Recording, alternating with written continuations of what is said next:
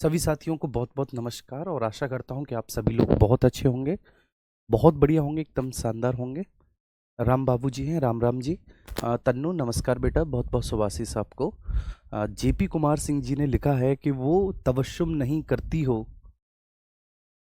मुझको मोहब्बत नहीं होती, ये इश्क की कसौटी में घुटकर आंखें नहीं रोती। चलिए, बहुत अच्छी बात है। ठीक है, बहुत बहुत नमस्ते, राम राम, जय श्री राम, प्रणाम। और आशा करता हूं कि आप सभी लोग बहुत अच्छे होंगे। आप सभी लोगों का इस क्लास में बहुत बहुत स्वागत है। ठीक है, आएंगे सभी साथी इस क्लास से जुड़ेंगे। और लास्ट लेक्चर में हमने बताया था कि कौन कौन से टॉपिक हमने कवर कर दिए हैं। ठीक है, जो टॉपिक कवर हो गए हैं उनको आप साथ साथ लेकर चलिए। ठीक है, इसके बाद हम लोग राज्य के बारे में चर्चा कर रहे थे। What is state? ठीक है, and difference between a state, ठीक है, एंड अ कंट्री। ठीक है, एक राज्य में और एक देश में क्या अंतर होता है ये हमने समझा। और वह देश अपनी सांस्कृतिक विशेषताओं के आधार पर या फिर अपनी किसी धार्मिक या भाषाई विशेषताओं के आधार पर जब उसकी वह प्रमुख पहचान बन जाती है तो हम उसे राष्ट्र कह देते हैं, हम उसे नेशन कह देते हैं। तो वो सारी चीजें हमने यहाँ पर डिस्कस की थी। राज्य के बारे में देखा था हमने, और मैंने आपको बताया था कि राज्य होने के जो है ना 4 अनिवार्य तत्व होते हैं, और वह 4 अनिवार्य तत्व हम बहुत अच्छे से डिस्कस कर चुके थे। There is no need to repeat again. ठीक है, आज हम बात करेंगे किसके बारे में? शासन के बारे में। तो राज्य होने के लिए जो उसके चारों अनिवार्य तत्व हैं उनकी आवश्यकता होती है। अब देखिए, होता क्या है कि डायरेक्टली यहाँ से प्रश्न तो पूछे नहीं जाते, लेकिन फिर भी आपके आगे के कॉन्सेप्ट को डेवलप करने के लिए ये बहुत जरूरी होता है इसको पढ़ना, इसको समझना, है ना। अब आप इस बात को बहुत अच्छे से समझे होंगे भैया जी, क्लियर है। तो अब राज्य राज्य होने के लिए 4 आवश्यक 4 अनिवार्य तत्व हैं। ठीक है, उनको हम एक बार लिख लेते हैं। वह है सबसे पहले जोग्राफिकल एरिया, भूभाग। दूसरा है उस भूभाग पर निवास करने वाली जनसंख्या, पॉपुलेशन। उस जनसंख्या के लिए एक सरकार जिसके माध्यम से वह शासित प्रशासित हो, और सरकार के पास अपने समस्त निर्णय लेने की क्षमता, संप्रभुता। देखिए, संप्रभुता को हमने बहुत इंटरेस्टिंग एग्जाम्पल के साथ समझा था। वह महज एक एग्जाम्पल था। ठीक है, इस बात को आप समझें। तो वो महज एक एग्जाम्पल था, एग्जाम्पल के अलावा वो और कुछ नहीं था। मैंने संप्रभुता को आपको समझाया कि संप्रभुता क्या है। अब यहाँ पर ये जो मैंने संप्रभुता लिखी है ये आगे आपकी प्रस्तावना में भी काम आएगी, और जब मैं भारतीय संविधान की विशेषता बताऊंगा तो भारतीय संविधान की विशेषताओं में भी एक प्रमुख विशेषता यह है कि हम एक संप्रभु देश हैं, हम एक सॉवरेन कंट्री हैं। ठीक है, तो जब मैं वहां पर डिस्कस करूंगा कि हम एक संप्रभु देश हैं तो वो संप्रभुता क्या होती है, वो संप्रभुता मैंने आपको सबसे पहले लेक्चर में ही डिस्कस कर दिया। ठीक है, शासन के प्रमुख लेक्चर में ही मैंने इसको डिस्कस कर दिया। तो मतलब वहां पर जब हम आगे इसको पढ़ेंगे तो आगे हमें पढ़ने में बहुत ज्यादा दिक्कत नहीं होने वाली। अब हम चलते हैं शासन के बारे में। और जब हम शासन के बारे में बात करेंगे तो यहाँ से यूपीएसआई में मतलब प्रीवियस ईयर में 2017 में एक प्रश्न पूछा गया था, और वह पूछा गया था आपके प्राकृतिक न्याय से कि प्राकृतिक न्याय क्या होता है। तो उसको हम लोग यहाँ पर डिस्कस करेंगे, और वह जो प्राकृतिक न्याय का कॉन्सेप्ट जो कि आपके यूपीएसआई 2017 में पूछा गया है वो आपका इसी टॉपिक के अंतर्गत आएगा। तो जो सबसे पहला टॉपिक है हमारा राज्य, राज्य क्या होता है। अब मैं आपसे पूछूं कि राज्य की आवश्यकता क्यों पड़ती है, तो ये भी आप बहुत अच्छे से समझ गए कि सर राज्य की आवश्यकता इसलिए पड़ती है क्योंकि भूभाग, उस भूभाग पर निवास करने के लिए एक जन समुदाय को शासित प्रशासित करने के लिए एक सरकार, और सरकार के पास अपने सभी प्रकार के निर्णय लेने की स्वतंत्रता, अपने भौगोलिक सीमाओं के भीतर अपनी जनसंख्या के लिए जब वो बिना किसी भीतरी और बाहरी दबाव में आकर स्वतंत्र निर्णय ले तो इसी को हम संप्रभुता कहते हैं। तो ये चारों तत्व मिलकर एक देश को, ठीक है, जो एक क्या नाम है, जो एक कंट्री होता है, जो एक देश होता है, तो उस देश की अवधारणा को स्थापित करते हैं। ठीक है, ये चारों ही तत्व मिलकर एक देश की अवधारणा को स्थापित करते हैं। इन चारों तत्वों में से किसी एक के अनुपस्थित होने पर देश की अवधारणा स्थापित नहीं हो सकती। इस बात को आप बहुत अच्छे से समझे होंगे, मैं इसमें डिटेल में नहीं जाऊंगा क्योंकि पता है ये भी बहुत डिटेल है। अगर आप पीसीएस वगैरह के लिए पढ़ेंगे तो फिर यहाँ से जो है ना प्रश्न भी बनते हैं मेंस के लिए, तो वो आपको कुछ पढ़ना है नहीं, है ना। चलिए, लेकिन अभी तो आपको ये भी नहीं पता कि आपका जो एग्ज़ाम है, एग्ज़ाम का पैटर्न क्या होने वाला है, ठीक है? उसमें कुछ ये भी सुनने को मिल रहा है कि मेंस भी हो सकता है। अगर मेंस होगा तो बड़ा स्वाभाविक है, ठीक है? जो भी मेंस का जो भी विषय होगा तो वहाँ पर मैं आपके लिए अवेलेबल हूँगा मेंस के विषय के लिए, क्योंकि मैं मेंस पढ़ा रहा हूँ लगातार। अब मेंस कैसा होगा, क्या होगा, उसका अभी तक कोई प्रारूप नहीं आया है, तो उस पर हमें चर्चा ही नहीं करना है। अभी तो जस्ट हमें अपना पॉलिटी पढ़ना है। अब हम बात करेंगे शासन। शासन, शासन क्या है सर? ठीक है, व्हाट इज गवर्नमेंट? शासन क्या होता है? तो शासन एक ऐसी संस्था होती है। शासन क्या है? देखिए, शासन एक ऑर्गेनाइजेशन है, शासन एक संस्था है। और शासन कैसी संस्था है बच्चे? जो अपने किसी निश्चित भूभाग में निवास करने वाली जनसंख्या के लिए प्रशासन का संचालन करती है। ठीक है, उसको हम लोग क्या कहते हैं? उसको हम शासन कहते हैं, सरकार कहते हैं। तो ये जो शासन होता है ना, शासन, शासन क्या है? तो शासन एक निश्चित भूभाग के भीतर अपनी जनसंख्या के लिए, जिसका कार्य प्रशासन का संचालन करना होता है, नियम और कानून बनाना होता है, उन नियम और कानूनों के आधार पर शासन करना होता है, और फिर उसके आधार पर न्याय भी करना होता है, तो हम ऐसी संस्था को एक्चुअली क्या बोलते हैं? सरकार या शासन बोलते हैं। अब शासन के 3 अंग होते हैं। ठीक है, शासन के 3 अंग स्वीकार किए गए हैं। आप पुरानी से पुरानी किसी भी शासन व्यवस्था को देखिए, उसमें ये शासन के 3 अंग किसी ना किसी रूप में जरूर विद्यमान रहे होंगे। और वे 3 अंग कौन कौन से हैं शासन के? उसमें से एक है आपका जिसको हम लोग कहते हैं विधायिका, दूसरा है जिसको हम लोग कहते हैं कार्यपालिका, और तीसरा अंग है जिसको हम लोग कहते हैं न्यायपालिका। ठीक है, ये बात आई समझ में? तो शासन इन 3 अंगों से मिलकर बना है।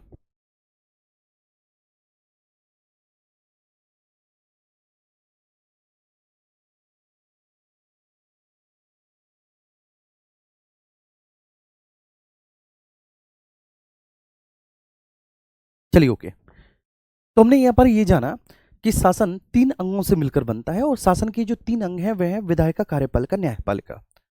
आप पुरानी से पुरानी किसी भी शासन व्यवस्था को देखिए, किसी भी प्रकार की शासन व्यवस्था क्यों ना सही, वहां पर ये शासन के 3 अंग जो हैं वह किसी ना किसी रूप में जरूर, ठीक है, अवस्थित हुए होंगे। ठीक है, जरूर थे। अच्छा, अब शासन के जो 3 अंग हैं मेरे प्यारे बच्चे, ठीक है, विधायिका, कार्यपालिका, न्यायपालिका, इन सबका अपना अपना दायित्व है, इन सबका अपना अपना कार्य है। जैसे कि अगर हम बात करें यहाँ पर कि भाई इनके अपने अपने क्या कार्य हैं, इनके कार्यों के बारे में अगर हम डिस्कशन करें, तो विधायिका जो है, विधायिका एक ऐसी संस्था होती है जो कानूनों का निर्माण करती है। ठीक है, विधायिका का कार्य ही है कि ये कानूनों का निर्माण करेगी, ये कानूनों का निर्माण करने वाली संस्था है। कार्यपालिका, ये कानूनों के आधार पर शासन करने वाली, या फिर आप ये कह सकते हैं कि कानूनों को लागू करवाने वाली संस्था है। यही वो संस्था है जो विधायिका के द्वारा निर्मित कानूनों के आधार पर शासन करती है। और न्यायपालिका, जो कानून बन चुके हैं, जो कानून निर्मित हैं, उन निर्मित कानूनों को आधार मानते हुए न्याय देना। अगर कोई भी उन कानूनों का उल्लंघन कर रहा है तो उल्लंघन करने की स्थिति में उसे सजा देना। ठीक है, अगर कोई भी व्यक्ति कानूनों का उल्लंघन नहीं कर रहा लेकिन उस पर इस तरह के आरोप हैं तो उसकी निष्पक्ष जांच करके उसकी सुनवाई करना। ठीक है, तो ये संस्था कौन सी होती है? न्यायपालिका होती है। तो ये शासन है। उम्मीद करता हूं आपको बहुत अच्छे से समझ में आ गया होगा। चलिए, अब मैं यहां पर ये लिख देता हूं। ठीक है, एक पॉइंट मैं यहां पर ऐड करूंगा और मैं लिखूंगा कि प्राचीन से प्राचीन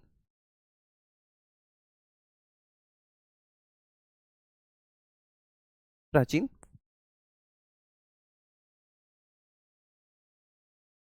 किसी भी राज्य में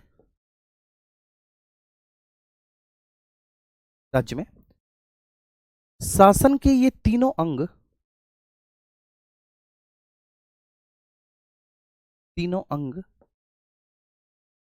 किसी ना किसी रूप में जरूर स्थित थे। किसी ना किसी रूप में जरूर अवस्थित थे,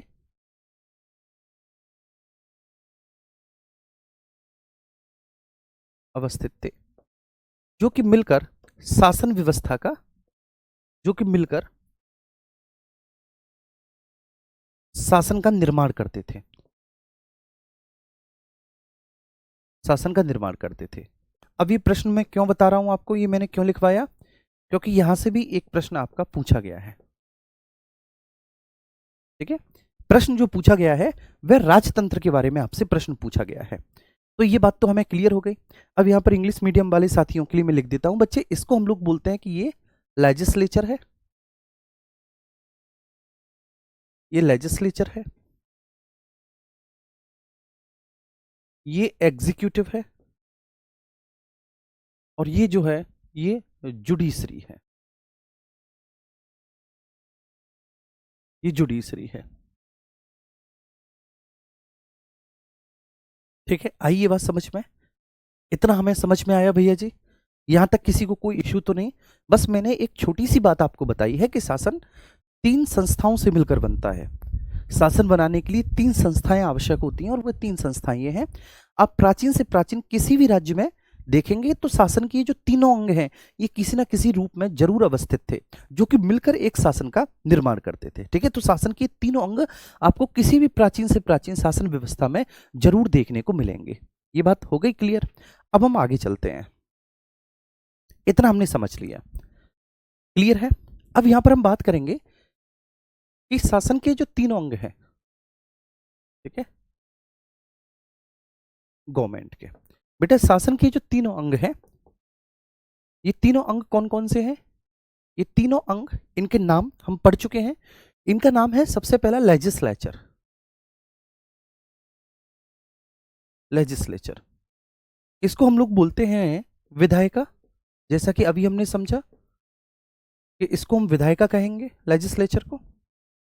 देखिए, अब शासन का ये जो पहला अंग है विधायिका, लेजिस्लेचर, इसका काम क्या होता है कि ये कानूनों का निर्माण करने वाली संस्था है। लेजिस्लेचर का काम ही होता है कि ये संस्था कानूनों का निर्माण करती है। क्लियर है? तो भाई ये संस्था कानूनों का निर्माण करती है। अभी आप बहुत बेसिक समझ रहे हैं, आप चिंता ना करें, आगे बहुत डिटेल में समझेंगे। तो ये कानूनों का निर्माण करने वाली संस्था है।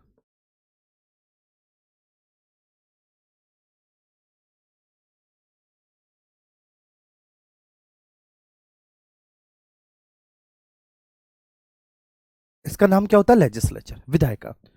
दूसरी संस्था है जिसको हम लोग कहते हैं कार्यपालिका, कार्यपालिका, एग्जीक्यूटिव।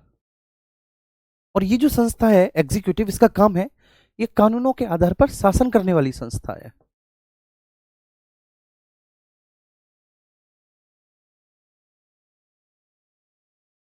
आधार पर शासन करने वाली संस्था है।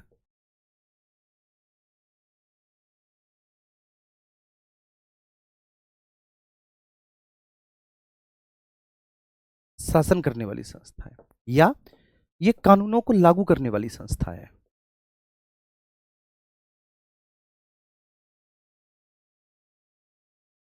लागू करने वाली संस्था,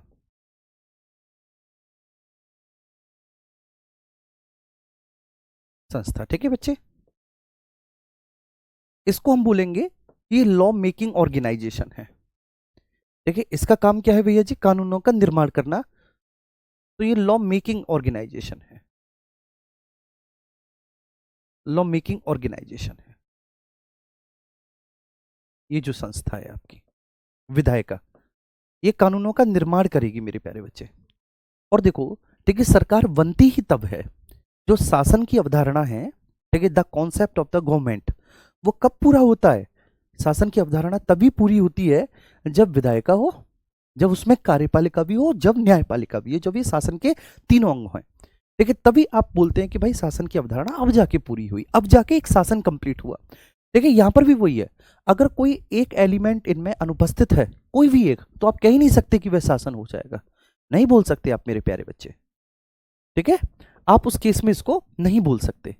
तो ये हो गया लॉ मेकिंग ऑर्गेनाइजेशन।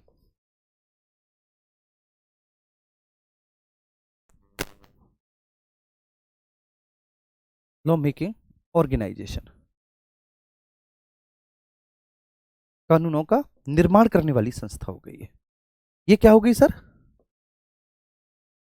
लॉ को इन्फोर्स करने वाली संस्था, लॉ इन्फोर्समेंट ऑर्गेनाइजेशन, ऑर्गेनाइजेशन।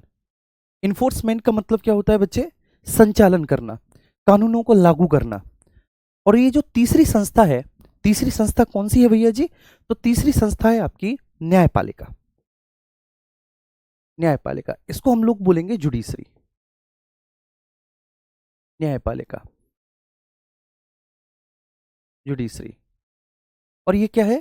ये भैया जी कानूनों के आधार पर न्याय करने वाली संस्था है।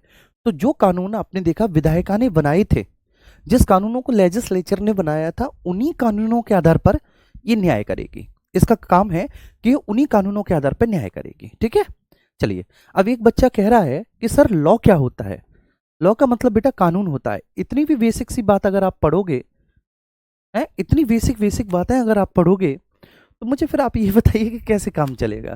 अगर आप लॉ के बारे में पूछेंगे कि सर लॉ क्या होता है, इतना तो बेसिक जानकारी आपको होना चाहिए, है ना। न्यायपालिका, तो न्यायपालिका क्या है? ये कानूनों के आधार पर न्याय करने वाली संस्था है।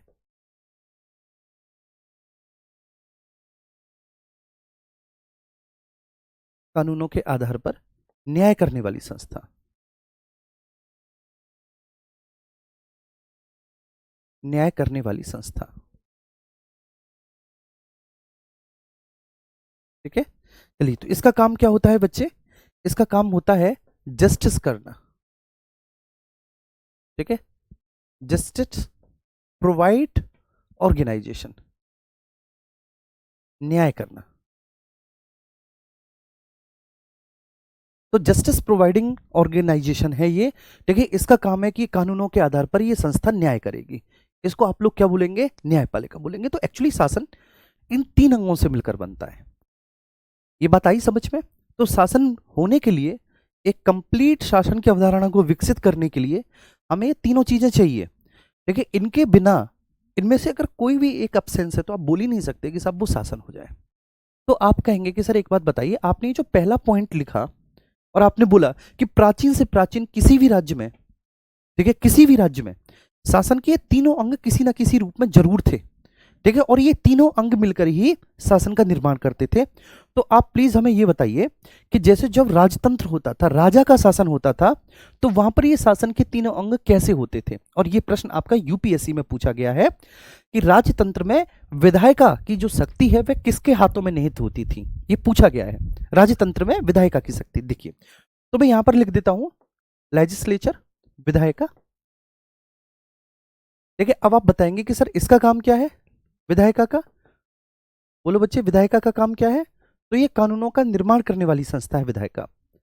दूसरी संस्था हो गई, मैं यहां पर मैंने लिख दिया कार्यपालिका, क्योंकि दूसरी संस्था कार्यपालिका। इसका काम क्या है सर कार्यपालिका का? इसको हम एग्जीक्यूटिव कहेंगे। ये कानूनों के आधार पर शासन करने वाली या कानूनों को लागू करवाने वाली संस्था होगी कार्यपालिका। और तीसरी संस्था हुई जिसका नाम है न्यायपालिका। ये जो तीसरी संस्था न्यायपालिका है, इसको हम जुडिशरी कहेंगे। ठीक है, और ये क्या करती है? ये कानूनों के आधार पर न्याय देने का कार्य करती है न्यायपालिका। अब मैंने यहां पर लिखा विभिन्न प्रकार की शासन पद्धति। ठीक है, ध्यान रखना। जैसे मैंने लिखा राजतंत्र। ठीक है सर, मैंने यहां पर राजतंत्र लिखा। राजतंत्र का मतलब है बेटा कि जहां पर राजा का शासन हो। तो राजा के, एक सेकेंड, राजा के शासन वाली जो व्यवस्था होती है, जहां पर राजा का शासन होता है, उसको हम लोग क्या कहते हैं? उसको हम लोग राजतंत्र कहते हैं। अब राजा के शासन वाली व्यवस्था, उसे हम राजतंत्र कहेंगे। आपने देखा कि अगर प्राचीन काल में आपने पढ़ा होगा कि मगध के उत्थान के बाद, मगध के उत्थान के बाद जब मगध का उद्भव हुआ, तो मगध में कई सारे राजवंश हुए। ठीक है, जैसे सबसे पहला राजवंश हर्यक वंश माना जाता है, हालांकि उससे पहले भी वृहद्रथ वंश माना जाता है। तो वृहद्रथ वंश था जिसका संस्थापक वृहद्रथ था, फिर उसका बेटा जरासंध हुआ, फिर रिपुंजय हुआ। उसके बाद फिर वहां पर हर्यक वंश आया जिसका संस्थापक बिंबिसार हुए। बिंबिसार के बाद फिर उनका बेटा हुआ अजातशत्रु, फिर उसके बाद उदयन हुआ, फिर अनिरुद्ध हुआ, फिर मुंड हुआ, फिर नागदशक हुआ। ठीक है, हर्यक वंश के बाद फिर सत्ता चली गई, ठीक है, शिशुनाग वंश के पास, और फिर शिशुनाग इस राजवंश का संस्थापक था। उसके बाद फिर शिशुनाग के बाद उसका बेटा कालाशोक हुआ, फिर महानंदिन हुआ। तो ये जो पूरी व्यवस्था है इसको हम राजतंत्र कहेंगे। ठीक है, किसी भी एक क्षेत्र विशेष पर, ठीक है, या तो उसी वंश की बहुत सारे शासक शासन करते हैं, और एक स्थिति ऐसी आती है कि जब वो वंश समाप्त हो जाता है, कोई दूसरा वंश तलवार के दम पर, शक्ति के दम पर उसे उन क्षेत्रों से प्रतिस्थापित करके, उन्हें उन क्षेत्रों से हटाकर अपना शासन कर लेता है, ये राजतंत्र है। तो मेरी बात समझना, जैसे राजतंत्र है तो ये प्रश्न पूछा गया कि राजतंत्र में विधायिका कौन है। विधायिका मीन्स कानूनों का निर्माण करने वाली संस्था कौन है। तो बेटा राजतंत्र में कानूनों का निर्माण करने वाली संस्था खुद राजा है, किंग है। वो राजा ही निर्धारित करेगा कि क्या कानून होना चाहिए, कौन सा कानून होना चाहिए, किस प्रकार का कानून उसके राज्य में संचालित होना चाहिए। यह निर्धारित करने का काम किसका होता है, राजा का होता है। एक सेकंड रुकेंगे बेटा, ठीक है, इसको मैं सही कर लेता हूं। तो ये निर्धारित करने का कार्य राजा का होता है। कई बार राज्य में इसमें जो है ना सलाह ले लेता है, किसी धार्मिक पुरोहित की सलाह लेता है, युवराज की सलाह ले लेता है, किसी मंत्री की सलाह ले लेता है कानूनों के निर्माण में, लेकिन वह सलाह राजा के ऊपर बाध्यकारी नहीं होती। ऐसा कोई कानून नहीं है कि जो राजा को सलाह देगा उसका जो पुरोहित होगा, उसका जो प्रधानमंत्री होगा, युवराज होगा या उसकी कोई रानी होगी तो वो बाउंडेड ही होगा। राजा अपनी इच्छा से कानूनों का निर्माण करता है यहाँ पर, इसलिए हम इसे क्या बोलेंगे, राजतंत्र बोलेंगे। राजा अपनी इच्छाओं से कानूनों का निर्माण कर रहा है। अब राजा ही कानूनों को लागू कराता है, ठीक है, ध्यान रखना, राजा ही कानूनों को लागू कराता है। लेकिन राजा कानूनों को लागू करवाने के संदर्भ में बच्चे एक मंत्री परिषद की हेल्प लेता है, एक मंत्री परिषद की हेल्प लेता है। जैसे कि आपने पढ़ा होगा उत्तर वैदिक काल में आपको 12 रत्न मिलते हैं, वह राजा के सहयोगी होते थे जो राजा को शासन का संचालन करने में सहयोग करते थे। 12 रत्न। ऐसी मौर्य काल में आपने 18 तीर्थ देखे होंगे, जिसमें महिषी थी, जिसमें युवराज थे, जिसमें पुरोहित थे, जिसमें सेनानी थे, जिसमें आपके भागदूत थे, ठीक है, जिसमें आपके समाहर्ता थे, ठीक है, भागदूत समाहर्ता ये सारे लोग। तो ये सभी लोग मिलकर क्या करते थे, राजा की हेल्प करते थे कानूनों को लागू कराने के संबंध में, ठीक है। तो राजा अपनी मंत्री परिषद की सहायता से कानूनों को लागू करवाता था। लेकिन यहां पर भी कार्यपालिका का चीफ कौन है, राजा है। यहां पर विधायिका का चीफ राजा है। राजा किसी की सलाह को मानने के लिए बाउंडेड नहीं है, बाध्य नहीं है। हाँ वो ले सकता है सलाह, ठीक है, वो ले सकता है सलाह, वो बोल सकता है कि हाँ भाई दे दो आप मुझे इस मामले में, मुझे कुछ परामर्श चाहिए, लेकिन उन परामर्श को मानने के लिए बाउंडेड नहीं है राजा। ऐसे ही हम कार्यपालिका में बात करेंगे तो कार्यपालिका में भी राजा ही चीफ है। The chief of the executive is king, राजा है। लेकिन राजा वहां पर हेल्प लेगा मंत्री परिषद की, कानूनों को लागू करवाने के संदर्भ में, कानूनों के आधार पर शासन करने के संदर्भ में। और न्यायपालिका का प्रमुख कौन होगा बच्चे, न्यायपालिका का प्रमुख भी राजा होता है, ठीक है। अब यहां पर राजा क्या है कि राजा यहां पर न्यायाधीशों की हेल्प ले लेगा, क्योंकि राजा देखो पूरी प्रजा के लिए तो न्याय कर नहीं सकता, ठीक है बच्चे। राजा यहां पर बच्चे पूरे प्रजा के लिए स्वयं तो न्याय कर नहीं सकता, उसे युद्ध भी करने जाना है, वो बाकी के अदर कार्यों में भी काफी ज्यादा इन्वॉल्व है। तो वहां पर वह कुछ जजेस को नियुक्त कर देता था, जैसे कि आपने मौर्य काल में भी पढ़े होंगे, गुप्त काल में भी इन जजेस को पढ़े होंगे। जैसे कि अगर मैं बात करूं तो जज आपको मिलता है प्रदेष्टा, ठीक है, जो दीवानी मामलों के संदर्भ में न्याय करता है, ठीक है। और दूसरे प्रकार के जज मिलते हैं धर्मस्थीय जज, जो फौजदारी मामलों में न्याय करते हैं। तो प्रदेष्टा और आपके जो आपके ये मैंने अभी आपको बताया, एक तो प्रदेष्टा हो गया जो दीवानी मामलों में, लेकिन न्याय करते हैं। अगर कोई दीवानी मामला है जैसे विवाह से संबंधित, संपत्ति से संबंधित, उत्तराधिकार से संबंधित, इस प्रकार के मामले में प्रदेष्टा न्याय करेंगे। और जो धर्मस्थीय न्यायाधीश हैं, धर्मस्थीय न्यायाधीश वो फौजदारी मामलों में जैसे हत्या, लूट, डकैती वगैरह, वो इन मामलों में न्याय करते हैं। क्लियर है। तो वो मैंने एक आपको बताया, ओवरव्यू एक आपको दिया कि राजतंत्र में राजा ही बच्चे शासन के तीनों ही अंगों का प्रमुख है। शासन के तीनों अंगों की सारी शक्तियां किसके कंट्रोल में है, राजा के कंट्रोल में। तो इसलिए हम इसके क्या बोलेंगे, राजतंत्र बोलेंगे। क्लियर हुआ ये। अच्छा अब हम दूसरे बात करेंगे धर्मतंत्र, थियोक्रेसी इसको बोलते हैं, धर्मतंत्र। अब धर्मतंत्र में क्या है, धर्मतंत्र में विधायिका जो है, विधायिका मीन्स कानूनों का निर्माण करने की संस्था। तो धर्मतंत्र में जो थियोक्रेसी होता है मुन्ना, उसमें कानूनों का निर्माण करने वाली जो संस्था होती है, जो कानूनों का निर्माण करेगी, तो एक्चुअली वो होती है उस धर्म विशेष की प्रमुख पुस्तक, उस धर्म विशेष की पवित्र पुस्तक। तो किसी भी धर्म विशेष की जो प्रमुख और सबसे पवित्र पुस्तक है वह वहां पर क्या होगी, विधायिका होगी। ये समझना है आपको, मतलब उस पुस्तक में जो भी लिखा गया है, ठीक है, वही कानून है। उसमें जो भी लिखा गया वही कानून है। जैसे जो इस्लामिक कंट्री होते हैं उसमें जो कुरान में लिखा गया है वो कुरान के आधार पर ही शासन का संचालन करते हैं।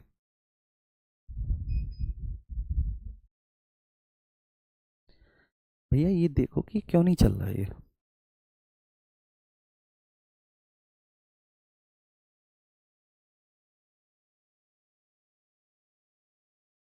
एक सेकंड रुकना बेटा।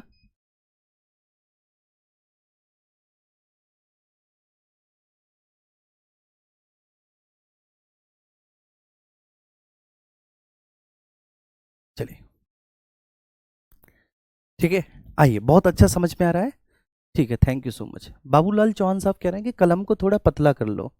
बाबूलाल जी बिल्कुल पतला कर लेंगे, ठीक है, लेकिन आपको ये समझ में आ रहा होगा। अब हम धर्मतंत्र के बारे में बात करेंगे। थियोक्रेसी, थियोक्रेसी क्या है? तो थियोक्रेसी का मतलब होता है कि किसी भी, ठीक है, धर्म विशेष की जो प्रमुख पुस्तक है, जो पवित्र पुस्तक है, ठीक है, वही विधायिका होती है, मतलब वही कानून है, वही कानून है। तो कानून वहां पर क्या है भैया? जो पहले से उस धर्म के संस्थापक, उस धर्म के कोई धार्मिक प्रमुख, जो एक पवित्र और प्रमुख पुस्तक लिखकर चले गए, उसमें जो भी लिखा हुआ है। जैसे जो इस्लामिक कंट्री हैं, तो इस्लामिक कंट्री एक्चुअली कुरान के आधार पर शासन चलाती हैं। ऐसी जो आपका वेटिकन सिटी है इटली में, तो वो जो वेटिकन सिटी है, आपने सुना होगा कि वह बहुत छोटा देश है, एक्चुअली सबसे छोटा वेटिकन सिटी है। तो वेटिकन सिटी में भी थियोक्रेसी है, ठीक है, वो भी धार्मिक आधारों पर चलता है। वेटिकन सिटी कैसे चलता है वो? तो भाई जो बाइबिल में लिखा हुआ है, बाइबिल किन की प्रमुख पुस्तक है? बाइबिल किन लोगों के लिए होली बुक है, पवित्र बुक है? तो आप कहेंगे ईसाई लोगों के लिए।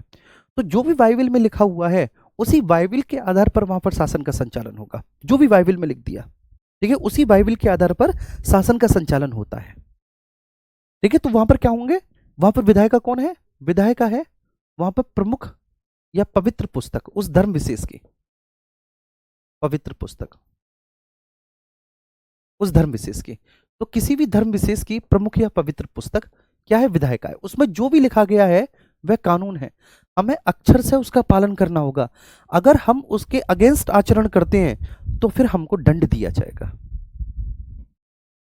अब वहां पर कार्यपालिका क्या है बच्चे? तो वहां पर जो हेड ऑफ एग्जीक्यूटिव है, जो कार्यपालिका का प्रमुख है, वह उस धर्म का धार्मिक प्रमुख होगा, जो उस धर्म का धार्मिक प्रमुख होता है, धार्मिक प्रमुख।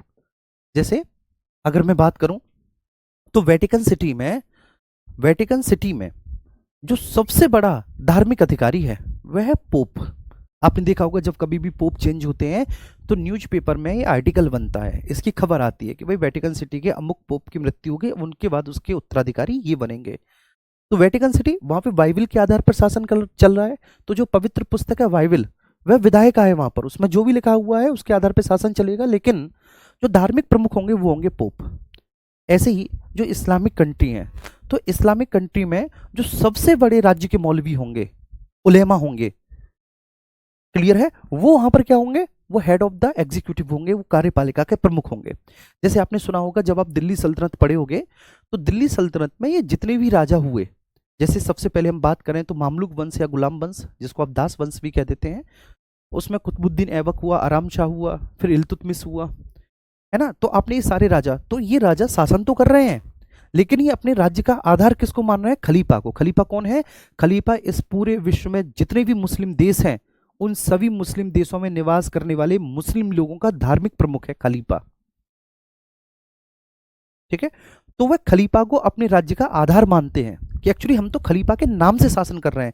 तभी तो वह खलीफा का नाम क्या नाम है, खुतबे में गुदवाते थे, खुतबे में पढ़वाते थे। ठीक है, तो खलीफा को वो क्या मानते थे?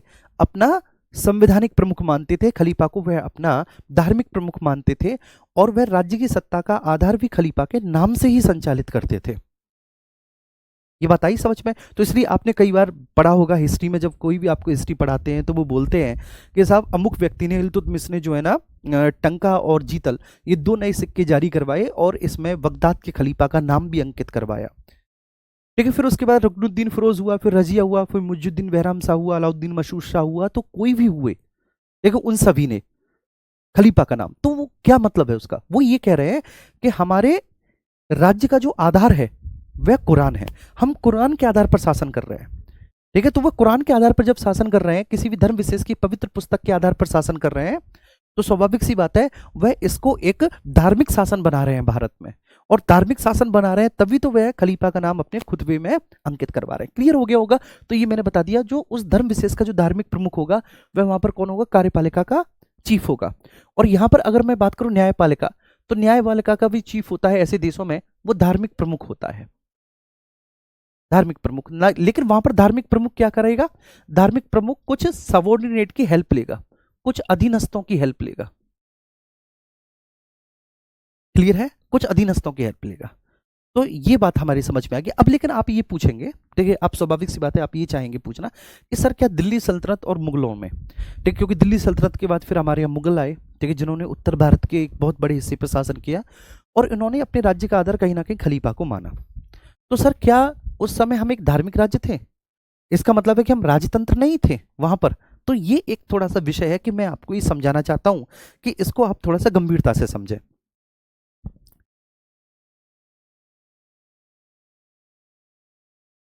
चलो तो बेटा इसे आप समझो कि ये क्या है, इसका मतलब क्या है। देखिए राजतंत्र तो चल ही रहा है, ठीक है, भारत में, लेकिन राजा का शासन है, शक्ति के बल पर सत्ता का परिवर्तन होता है। तो एक ऐसा शासन जहां शक्ति के दम पर सत्ता का परिवर्तन हो, जिसके पास सबसे ज्यादा शक्ति होगी वह सत्ता का प्रमुख दावेदार होगा। तो ऑब्वियस सी बात है, ऐसी व्यवस्था को तो हम राजतंत्र कहेंगे। लेकिन इस राजतंत्रात्मक व्यवस्था में आधार बना लिया गया धार्मिक कानूनों को। किसको बना लिया गया? धार्मिक कानूनों को आधार बना लिया गया। जैसे कि मैंने जस्ट अभी आपको बताया कि खलीफा के नाम से शासन चलता है, उसका नाम खुतबी वगैरह में पढ़वाता है, ये सब वो। तो वहां पर सांकेतिक रूप से धर्मतंत्र है। देखिए इसमें भी दो चीजें होती है, प्राइमरी और इंडिकेशंस। देखिए प्राइमरी और सेकेंडरी। तो प्राथमिक रूप से तो राजतंत्र वहां पर चल रहा है, लेकिन वहां पर सांकेतिक रूप से क्या चल रहा है? धर्मतंत्र चल रहा है। सांकेतिक रूप से कहीं ना कहीं वह धर्म को राज्य का आधार मानकर चल रहा है। ये बात क्लियर? जैसे आज आप मानकर चल सकते हैं, स्वाभाविक सी बात है, अगर मैं एक छोटा सा एग्जांपल दूं, जैसे उत्तर प्रदेश में आपके मुख्यमंत्री योगी जी हैं, उसी प्रकार से सभी राज्यों में देखिए इस प्रकार के मुख्यमंत्री बन जाए जो एक धार्मिक पंथ और धार्मिक विचारधारा से जुड़े हुए व्यक्ति हैं, और सभी के सभी मान के चलिए कि हिंदू धार्मिक विचारधारा से जुड़े हुए हैं। जितने भी राज्यों के मुख्यमंत्री हैं, सभी प्रधानमंत्री, ठीक है, वो सबसे बड़े धार्मिक विचारक हैं। ठीक है, वो एकदम धर्म को अपने जीवन में पूरी तरह से उतार चुके हैं, और वो केवल जिस धर्म से संबंधित है उसी धर्म के कोई वे धार्मिक पद पर भी है, ठीक है, और एक बहुत बड़े धार्मिक उपदेष्टा है, मतलब बहुत बड़े धार्मिक विचारक हैं वो। ऐसी स्थिति में हमारे देश में लोकतंत्र तो होगा, लेकिन क्योंकि सत्ता पर बैठे हुए सभी लोग जो सत्ता के शीर्ष पर हैं वो किसी धर्म विशेष से संबंधित हैं, तो कहीं ना कहीं, ठीक है, ना चाहते हुए भी हम अपने देश के कानूनों के निर्माण में ऐसे कुछ एलिमेंट्स को शामिल कर लेंगे जो किसी एक धर्म विशेष की बात तो करते होंगे और शेष सभी धर्म विशेष के लोगों की बातों को थोड़ा सा नजरअंदाज कर देंगे। ये बड़ा स्वाभाविक हो जाएगा। लोकतंत्र तो होगा, लोकतंत्र प्राइमरी होगा हमारे देश में, लेकिन थोड़े बहुत उसमें देखिए रिलीजियस एलिमेंट भी जुड़ जाएंगे, धार्मिक तत्व भी जुड़ जाएंगे। तो ऐसे ही राजतंत्र तो था दिल्ली सल्तनत और मुगल सल्तनत में, राजतंत्र तो था, लेकिन वहां पर धार्मिक तत्व भी विद्यमान थे। ये बात मैंने आपको समझाई। प्राइमरी राजतंत्र था क्योंकि वहां पर तलवार के दम पर शासन होता था, लेकिन धर्म वहां पर प्रमुख नहीं था। लेकिन वेटिकन सिटी में सबसे प्रमुख क्या है? धर्म है। ऐसे कुछ और भी देश है, लेकिन जहां पर सबसे प्रमुख क्या है? धर्म है। लेकिन अब कोई ऐसा देश बेसिकली पूरी तरह से नहीं बचा वेटिकन सिटी के अलावा जहां पर पूरी तरह से थियोक्रेसी हो, धर्मतंत्र हो। और मैं आपको एक और बात बता दूं साहब, ठीक है, आप दरोगा की तैयारी कर रहे हैं, अपना जो एटीट्यूड है ना कांस्टेबल वाला, ठीक है, उसे आप छोड़ कर आओ थोड़ा सा इस क्लास में। ये बात आपको, ठीक है, सीखनी पड़ेगी, ये बात आपको माननी पड़ेगी। मेरे साथ साथ इस बात को आपको समझना पड़ेगा, क्योंकि मैं समझाने में कोई भी कसर नहीं छोड़ रहा। ठीक है, अब हम तीसरे नंबर पे बात करेंगे। दो प्रकार की हमने व्यवस्थाएं देखी राजतंत्र के बारे में। आपका यूपीएससी में भी पूछा है 2019 में, एक बार आपके दरोगा में भी पूछा है। ठीक है, धर्मतंत्र हमने पढ़ लिया। अब हम बात करेंगे सर लोकतंत्र क्या है। ठीक है, ये हमें समझना है, क्योंकि आगे हमें बात डेमोक्रेसी की ही करनी है। लोकतंत्र, डेमोक्रेसी। तो सर डेमोक्रेसी क्या है? तो डेमोक्रेसी में जहां पर विधायिका जो है, मतलब कानूनों का निर्माण करने वाली जो संस्था है, उसका प्रमुख कौन हो? जनता हो। तो कानूनों का निर्माण करने वाली संस्था का प्रमुख, जो कानूनों का निर्माण करने वाली संस्था है, उसका जो चीफ है वह कौन है? वह जनता है, उसके प्रमुख जनता है। अब हालांकि जनता तो कानूनों का निर्माण नहीं करती। लोकसभा में आप लोग बैठे हो क्या? राज्यों की विधानसभा में आप लोग बैठे हो क्या? नहीं। तो ऐसे लोकतंत्र जहां पर जनता प्रत्यक्ष रूप से कानूनों का निर्माण नहीं करती, ऐसे लोकतंत्र को हम लोग बोलते हैं अप्रत्यक्ष या प्रतिनिधि लोकतंत्र, इनडायरेक्ट डेमोक्रेसी। डेमोक्रेसी दो प्रकार की होती है, आगे समझाऊंगा। स्विट्जरलैंड में डायरेक्ट है, इंडिया में इनडायरेक्ट डेमोक्रेसी है। तो लोकतंत्र में एक तो हो गया आपका अप्रत्यक्ष या प्रतिनिधि लोकतंत्र। विश्व के अधिकांश देशों में ऐसा ही लोकतंत्र है। तो यहां पर जनता है बच्चे,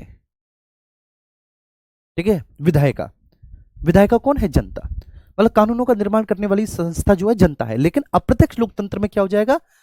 जनता के द्वारा चुने हुए प्रतिनिधि, चुने प्रतिनिधि, जनता के द्वारा चुने हुए प्रतिनिधि। अब वहां पर कार्यपालिका एग्जीक्यूटिव कौन है? जनता के द्वारा चुनी हुई सरकार, वह कार्यपालिका है। जनता के द्वारा इलेक्टेड, निर्वाचित सरकार,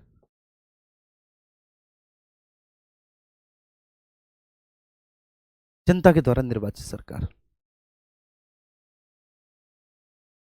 ठीक है। और तीसरे नंबर पर हम बात करेंगे किसके बारे में जी? ठीक है, न्यायपालिका के बारे में, जुडिशरी के बारे में।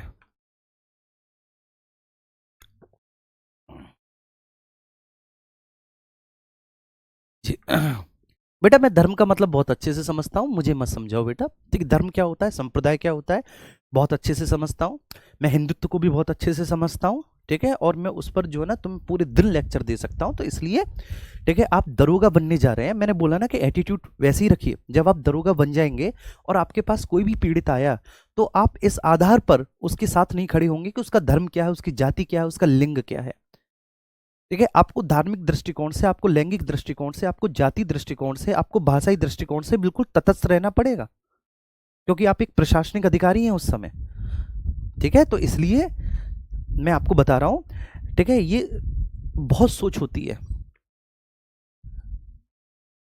तो मैं अब ज़्यादा बोलूंगा तो आपको लगेगा, लेकिन आप भी थोड़ा सा अपना जो है ना सोचने के नज़रिए को चेंज कीजिए मेरे प्यारे बच्चे। आप इस आधार पर मत सोचिए कि आप जिस धर्म से संबंधित हैं वही धर्म श्रेष्ठ है, आप जिस जाति से संबंधित है वही जाति श्रेष्ठ है, आप जिस लिंग से संबंधित हैं वही लिंग श्रेष्ठ है, आप जो भाषा बोलते हैं वही भाषा श्रेष्ठ है। नहीं, विश्व में और भी बहुत सारी भाषाएं हैं, और भी बहुत सारी धर्म हैं।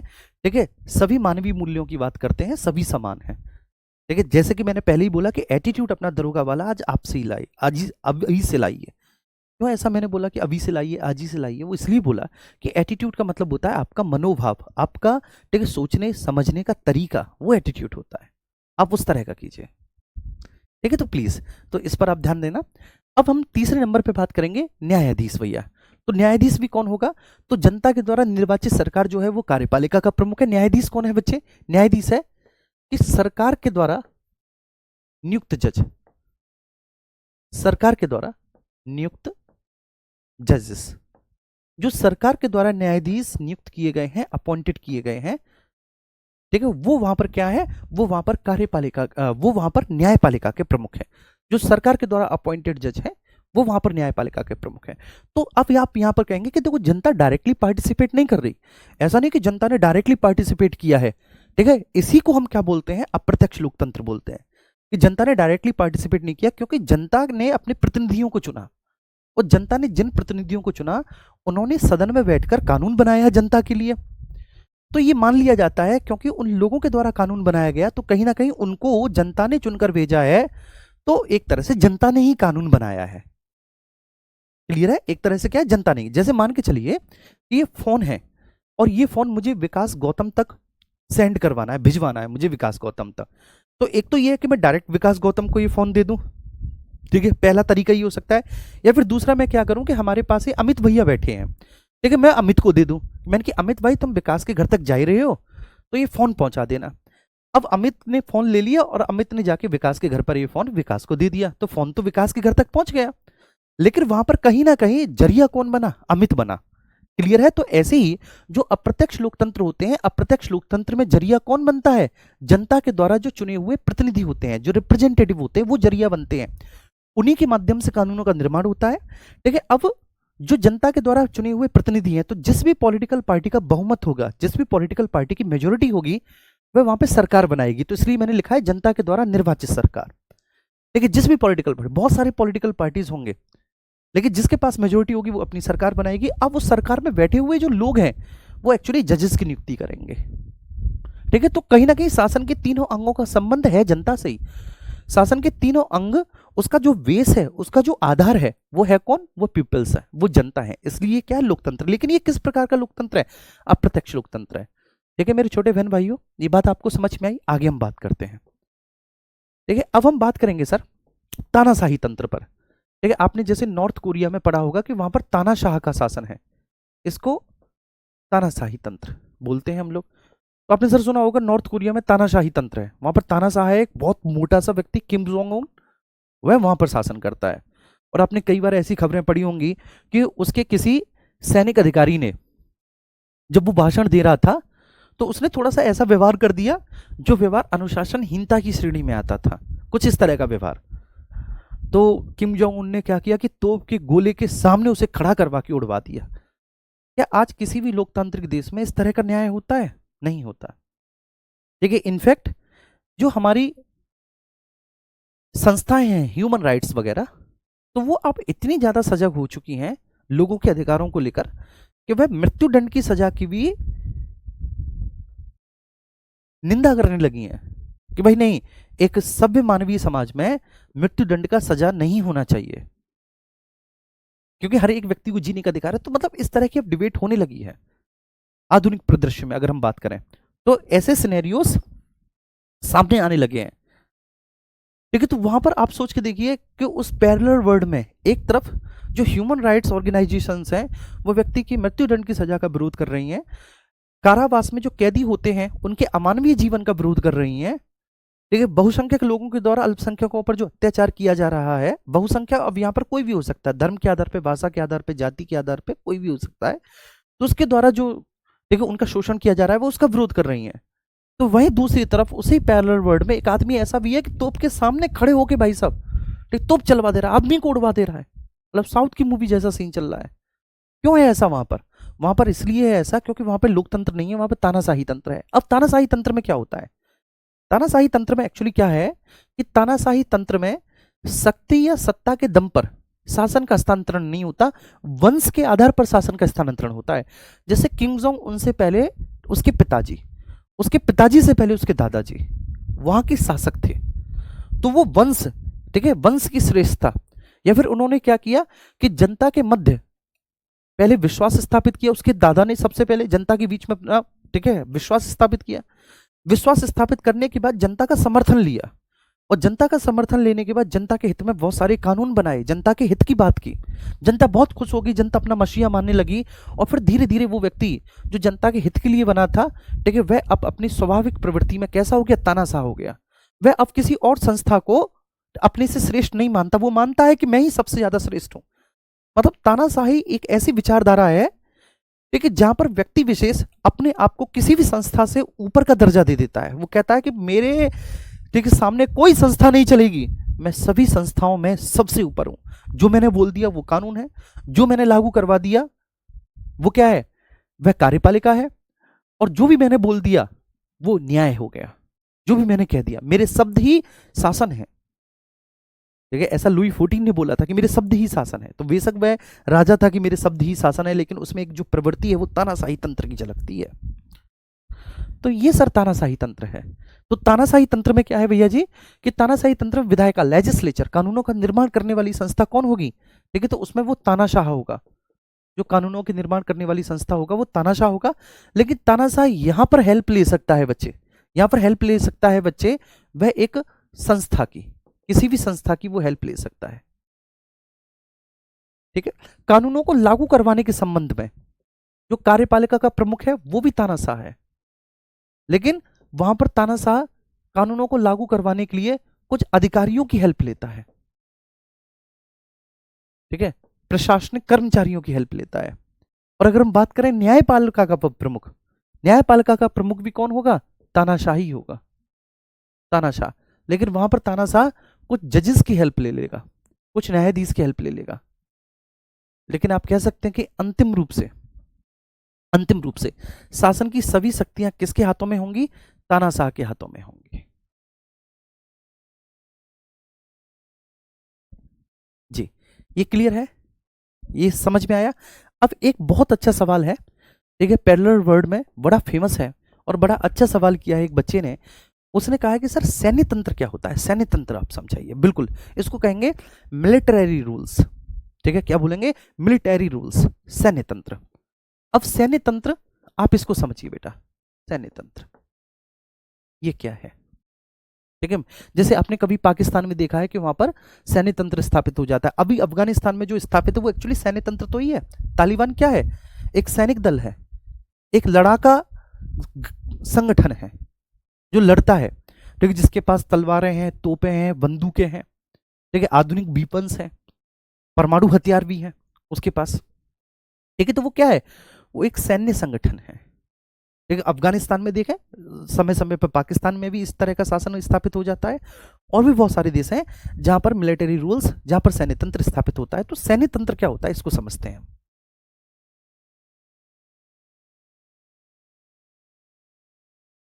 अब शेख सिंह कह रहे हैं सर तानाशाही, ठीक है, पहले थी, अब नहीं है नॉर्थ कोरिया में। कहाँ जी रहे हो भाई तुम, अब शेख सिंह, ठीक है। अच्छा एक बात बताओ, सबसे पहले तो आपको ये लगता है कि आप बहुत योग्य हैं, एक बहुत बड़ी प्रॉब्लम है, आपको क्या लगता है कि आप योग्य हैं, इतने योग्य हैं कि बस कुछ पूछो मत। आपके सामने जो व्यक्ति खड़ा हुआ है, ठीक है, ये शायद आपसे कम जानता है। अंकित भाटी जी ने ऐसे ही इस पे विश्वास कर लिया कि यूपीएसआई का पॉलिटी सबसे कठिन पॉलिटी है, एसएससी का पॉलिटी कुछ भी नहीं है उसके सामने। यूपीएसआई का अगर 2017 का पॉलिटी देखो तो पीसीएस के ऊपर भारी पड़ रहा है, आज तक पीसीएस में इतना कठिन पॉलिटी नहीं पूछा गया जितना 2017 में था, और तब उन्होंने ये जिम्मेदारी मुझे दी। आप इस बात को जरा इस पर विचार करना, उन्होंने इस केस में मुझे जिम्मेदारी दी।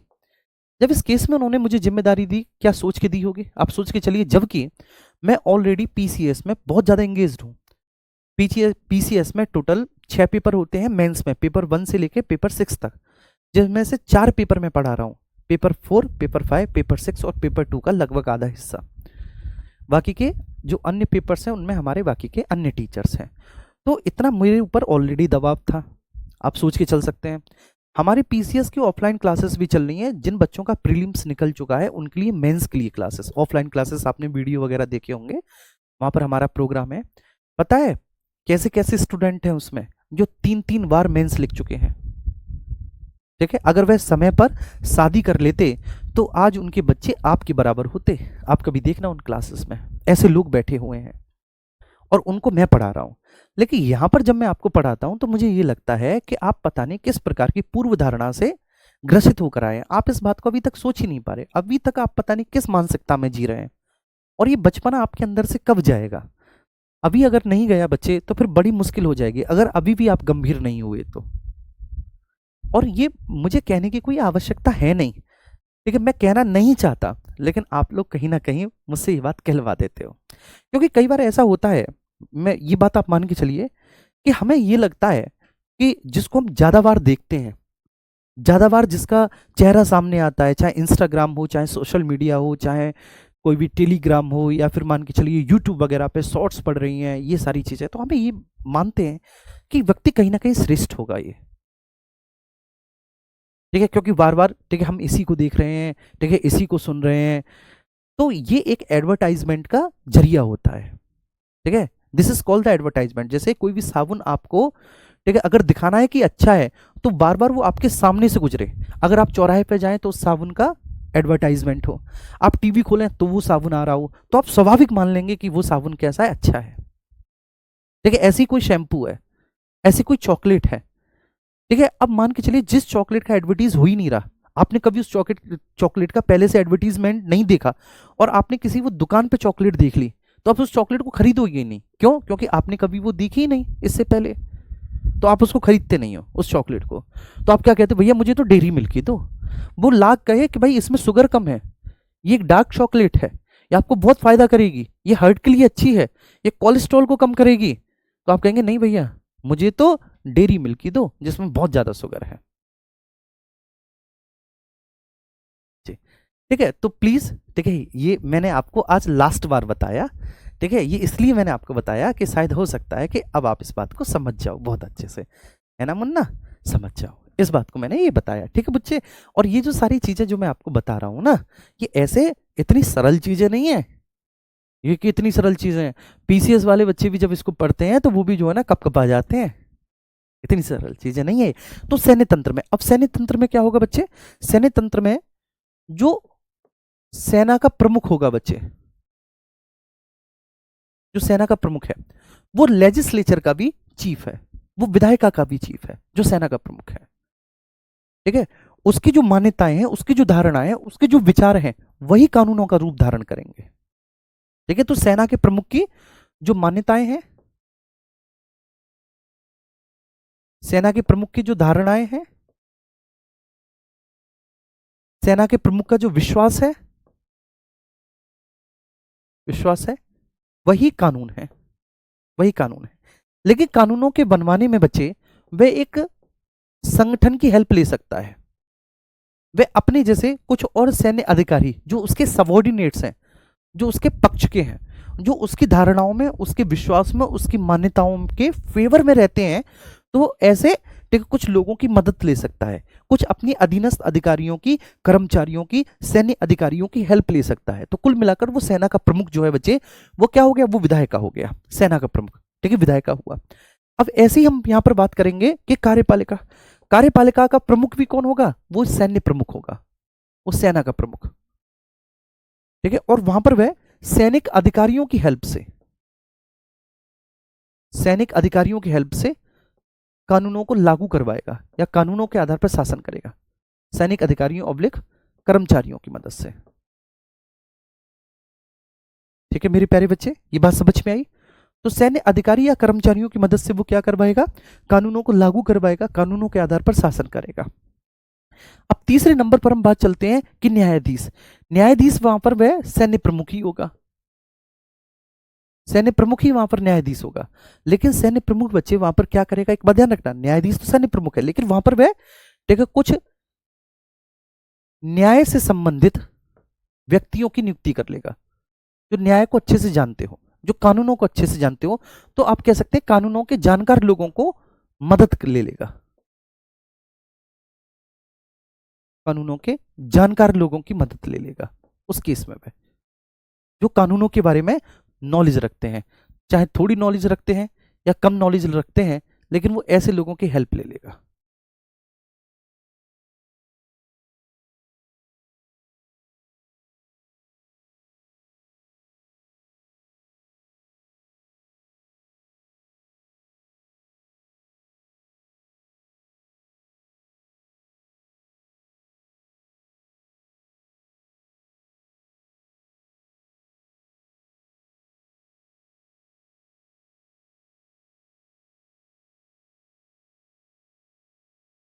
चलिए,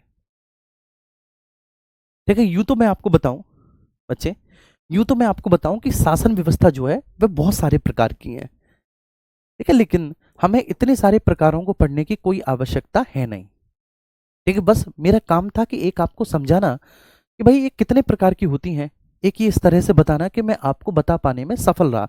और अंततोत्वा कहीं ना कहीं बच्चे हमें पढ़ना क्या है, हमें पढ़ना लोकतंत्र ही है। लोकतंत्र के अलावा हमें और कोई भी संस्था नहीं पढ़नी, बस हमें थोड़ा सा डिटेल में लोकतंत्र को ही पढ़ना होगा, थोड़ा सा डिटेल में हमें लोकतंत्र को ही जानना होगा, ठीक है। ठीक है जी, ये बात समझ में आई। थोड़ा सा हम इसको बड़ा कर देते हैं, हल्का सा बड़ा,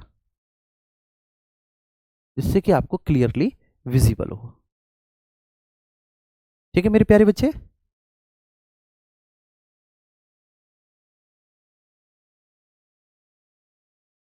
क्लियर हुआ ये बात ध्यान रखना। तो मैंने ये सारी चीजें आपको समझाई कि सर राजतंत्र में क्या है, राजा, ठीक है, राजतंत्र में राजा प्रमुख है, ठीक है, राजा विधायिका का प्रमुख है, राजतंत्र में राजा ही विधायिका का चीफ है, राजतंत्र में मतलब राजा की इच्छा ही कानूनों का रूप धारण कर लेंगे, जो राजा की इच्छा, जैसे मान के चलिए राजतंत्र होता और मैं राजा होता राजतंत्र में, आप मौर्य काल में जी रहे हैं, सपोज डेट आप मौर्य काल में जी रहे हैं और मैं राजा हूं, ठीक है, मैं चंद्रगुप्त मौर्य हूं। तो मेरा मन किया कि भाई ऐसा कानून होना चाहिए कि राज्य के सभी नागरिकों को निशुल्क पानी मिले, पानी पे किसी भी प्रकार का कोई कर न लगाया जाए। तो मैंने एक आदेश जारी कर दिया, जितने भी अधिकारी कर्मचारी जो विभिन्न प्रांतों में शासन व्यवस्था का संचालन कर रहे हैं, उन सभी के नाम मैंने एक फरमान भिजवा दिया कि आज के बाद जनता से एक भी रुपया पानी पर टैक्स नहीं लिया जाएगा। बस मैंने कानून बनाया, और जैसे ही मैंने कानून बनवाया तो बच्चे मैंने उस आदेश को पूरे राज्य में पारित कर दिया। अब जितने भी कर्मचारी जो प्रशासन संभाल रहे हैं, वे उसके आधार पर ही क्या करेंगे, प्रशासन करेंगे, उसके आधार पर ही शासन करेंगे। तो मैंने जो पारित किया, कोई भी मेरी इच्छा के विरुद्ध जाकर वहां पर निर्णय नहीं ले सकता।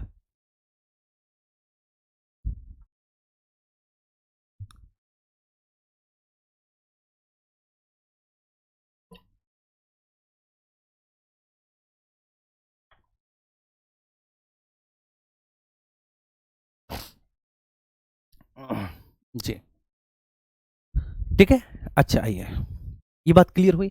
और आपने एक और बात देखा होगा कि ये तो पता चलता ही नहीं कि इस क्लास में 1 घंटा कब हो जाता है। ठीक है, 1 घंटा हो गया इस क्लास में, बिल्कुल ऑन टाइम क्लास स्टार्ट की थी, समझ में नहीं आता। अगर 2 भी घंटे हो ना तो 2 भी घंटे समझ में नहीं आएंगे कि कब हो गए। ठीक है, ऐसे हो जाएंगे।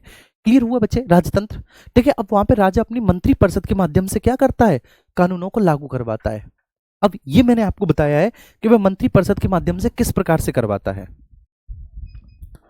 ठीक है बच्चे, ये मैंने आपको बताया कि मंत्री परिषद के माध्यम से, जैसे मौर्य काल में आपने 18 तीर्थ देखे थे, उत्तर वैदिक काल में 12 रत्न देखे थे, तो वो राजा के सहयोगी थे। ठीक है, अब केंद्र में भी राजा की एक मंत्री परिषद होती है जो केंद्रीय प्रशासन के विषयों को संभालती है।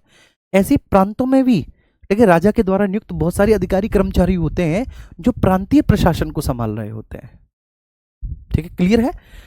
चलिए, अब राजा ही वहां पर क्या है भैया, न्यायपालिका का प्रमुख है, लेकिन राजा वहां पर कुछ न्यायाधीशों की हेल्प ले लेगा। जैसे मैंने मौर्य काल में बताया, 2 प्रकार के प्रतिष्ठा और कंटकशोधन जो न्यायालय हैं उनके न्यायाधीश कौन होते थे बच्चे, धर्मस्थी होते थे। अब ऐसी धर्मतंत्र है, किसी भी धर्म विशेष की प्रमुख या पवित्र पुस्तक जो है, ठीक है, वो विधायक है कि उसमें जो भी लिखा गया है वो कानून है। जैसे किसी व्यक्ति ने कुरान में लिखे हुए बात के अगेंस्ट में जाकर आचरण किया तो उसे सजा दी जाएगी। क्यों? क्योंकि जो कुरान में लिखा हुआ है आपने उसके अगेंस्ट जाकर व्यवहार किया है, उसके अगेंस्ट जाकर आचरण किया है, तो कानून वहां पर वही है जो उस किताब में लिखे हुए हैं, उस पवित्र पुस्तक में लिखे हुए हैं। जैसे अगर हमारे यहाँ पर धर्मतंत्र होता भारत में तो फिर गीता के आधार पर शासन होता, और जब गीता के आधार पर शासन होता तो गीता का जो आधार है, गीता का आधार है आत्मिक उन्नति का आधार, ठीक है, कर्मों का आधार, कि कर्म करते चले जाइए। ठीक है, हमेशा न्याय संगत रहिए, हमेशा सत्य के रास्ते पर चलिए, अहिंसा को अपनाइए। ये सारी गीता की बातें हैं, ये सारी गीता में लिखे हुए एलिमेंट्स हैं, तत्व हैं। अगर हमारे यहाँ पर ऐसा होता, लेकिन हमारे यहाँ पर ऐसा है नहीं। ठीक है, तो अब वहां पर जैसे कि मैंने बोला वेटिकन सिटी में तो जो भी बाइबल में लिखा है उसी के आधार पर वहां पर ठीक है वो कानून होगा, उसी के आधार पर कानूनों का संचालन होगा। अगर जैसे मान के चलिए कि किसी भी कानून की व्याख्या करने को लेकर सवाल खड़ा हुआ कि बाइबल में कोई भी चीज लिखी हुई है, अब समझ में नहीं आ रही कि ये है क्या, तो उसकी व्याख्या करनी है, तो व्याख्या कौन करेगा, जो उस धर्म का धार्मिक प्रमुख है, जो पोप है, पोप व्याख्या करेगा बनना। ठीक है, वो पोप व्याख्या करेगा, तो धार्मिक प्रमुख व्याख्या करेगा। और ऐसी न्यायपालिका का प्रमुख भी कौन होगा, जो धार्मिक प्रमुख होगा, लेकिन वहां पर वह अपने सबऑर्डिनेट्स की, वहां पर वह अपने अधीनस्थों की हेल्प लेगा, वहां पर वह अपने अधीनस्थों की हेल्प लेगा, सबऑर्डिनेट्स की हेल्प लेगा। अब हम बात करेंगे जी ठीक है लोकतंत्र के बारे में। तो लोकतंत्र में जनता के द्वारा चुने हुए जो प्रतिनिधि होते हैं वो विधायिका के प्रमुख होते हैं। ठीक है, विधायिका में वही होंगे कि जनता ने अपने प्रतिनिधि को चुना, ठीक है, वो विधायिका है। अब उनमें से जिसका बहुमत होगा, जो जनता के द्वारा चुने हुए प्रतिनिधि हैं, वो डिफरेंट डिफरेंट पॉलिटिकल पार्टी से आ रहे हैं। जिस भी पॉलिटिकल पार्टी की मेजोरिटी होगी, जिस भी राजनीतिक दल का बहुमत होगा, वह बहुमत राजनीतिक दल बच्चे क्या बनाएगा, अपनी सरकार बनाएगा। तो जनता के द्वारा निर्वाचित सरकार, ये ध्यान रखना, वह बहुमत दल अपनी क्या बनाएगा बच्चे, वह बहुमत दल अपनी सरकार बनाएगा। ठीक है, तो वो क्या कहलाएगी, कार्यपालिका। ठीक है, अब वो जो कार्यपालिका है वो न्यायाधीशों की नियुक्ति करेगी। कार्यपालिका न्यायाधीश, इसलिए कार्यपालिका का प्रमुख हमारे यहाँ कौन बोला गया है, राष्ट्रपति। और राष्ट्रपति तो जजेस को नियुक्त करता है, राष्ट्रपति ही क्या करता है, जजेस को नियुक्त करता है। तो ये सारी चीजें मैंने आपको बताई और उम्मीद करता हूं कि ये बात आपको बहुत अच्छे से समझ में आ गई होगी। तो आज हमने क्या क्या पढ़ा, ठीक है, एक बार हम देख लेते हैं। तो जो हमने प्रीवियस लेक्चर में पढ़ा था राज्य, ये राज्य होने की 4 अनिवार्य शर्तें हैं।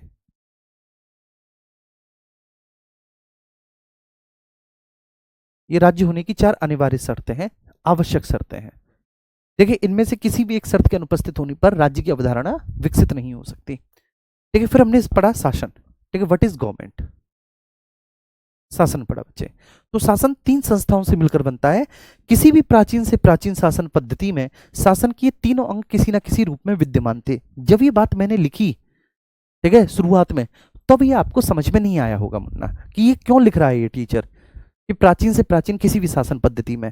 लेकिन जैसे ही मैंने आपको ये समझाया यहां पर बच्चे कि भाई राजतंत्र क्या है, धर्मतंत्र क्या है, तानाशाही तंत्र क्या है, सैन्य तंत्र क्या है, तो आपने देख लिया कि प्रत्येक देश काल परिस्थिति में ये जो शासन की तीनों संस्थाएं हैं, ठीक बच्चे, विधायिका, कार्यपालिका, न्यायपालिका, ये जरूर थी। ठीक है, देखो शासन जो है ना बच्चे, शासन का प्रकार, ये सब शासन के प्रकार है। शासन का प्रकार कुछ भी हो सकता है, ये ध्यान रखना मेरे प्यारे बच्चे।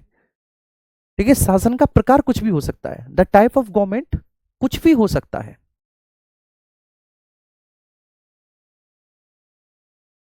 शासन का प्रकार कुछ भी हो सकता है। एक राजतंत्र हो सकता है, धर्मतंत्र हो सकता है, लोकतंत्र हो सकता है, कुछ भी हो सकता है शासन का प्रकार। लेकिन किसी भी प्राचीन से प्राचीन, ठीक है, या नई से नई, आप किसी भी शासन पद्धति को देखिए, ठीक है, ये शासन पद्धतियां हैं या फिर ये शासन का प्रकार है, ये क्या है, different types of government system, शासन पद्धतियां हैं। तो आप किसी भी शासन के प्रकार या पद्धतियों को देखें, आप वहां पर पाएंगे कि ये तीनों ही संस्थाएं जो हैं ये किसी ना किसी फॉर्म में डेवलप्ड थी, किसी ना किसी फॉर्म में थी ये, ठीक है, लेकिन जरूर थी। इन तीनों संस्थाओं के बिना शासन चल ही नहीं सकता। मेरा कहने का मतलब यह है कि इन तीनों संस्थाओं के बिना बेटा शासन चल ही नहीं सकता। ठीक है, क्लियर है? अच्छा, अब एक पॉइंट आया कि सर गणतंत्र को समझाइए, रिपब्लिक, गणतंत्र को समझाइए। बहुत अच्छा प्रश्न किया कि सर रिपब्लिक क्या है, गणतंत्र क्या है। तो गणतंत्र, गण का मतलब क्या होता है बच्चे? गण का मतलब होता है जनता के द्वारा चुने हुए प्रतिनिधियों से मिलकर बना हुआ तंत्र। गण का मतलब होता है जो जनता के द्वारा चुने हुए प्रतिनिधि होते हैं उनको हम गण कहते हैं। जैसे, ठीक है, आपने वैदिक काल में देखा होगा, ठीक है, वैदिक काल में कुछ ऐसे अधिकारी होते थे, ठीक है, जिनको आप गणतंत्र के अंतर्गत शामिल करते थे। चलिए, तो बस मैंने आपको बता दिया गणतंत्र क्या है। तो गण कौन होते हैं? जनता के द्वारा चुने हुए रिप्रेजेंटेटिव। तो अब यहां पर देखना, आप रिपब्लिक उस देश में कहेंगे, उस देश की शासन पद्धति में रिपब्लिकन होगा, उस देश की शासन पद्धति रिपब्लिकन होगी, वहां पर रिपब्लिक होगा जहां पर उस देश का प्रमुख, हेड ऑफ स्टेट, जहां पर उस देश का प्रमुख, हेड ऑफ स्टेट, जनता के द्वारा चुना हुआ हो। तो उसी देश में गणतंत्र होगा जहां पर किसी भी देश का हेड ऑफ स्टेट, किसी भी देश का राज्य अध्यक्ष जनता के द्वारा चुना हुआ हो। डज नॉट मैटर वह जनता के द्वारा डायरेक्टली हो या फिर इनडायरेक्टली इलेक्टेड हो, लेकिन बस वो जनता के द्वारा चुना हुआ हो। चाहे जनता उसे प्रत्यक्ष रूप से चुने, जैसे कि अमेरिका में चुनती है, उसको हम बोलते हैं प्रेसिडेंशियल सिस्टम, चाहे वो अप्रत्यक्ष रूप से चुने जनता उसे, जैसे कि इंडिया में, ठीक है, हम उसे बोलते हैं पार्लियामेंट्री सिस्टम, संसदीय व्यवस्था। देखिए, तो गणतंत्र का मतलब क्या है कि जिस देश में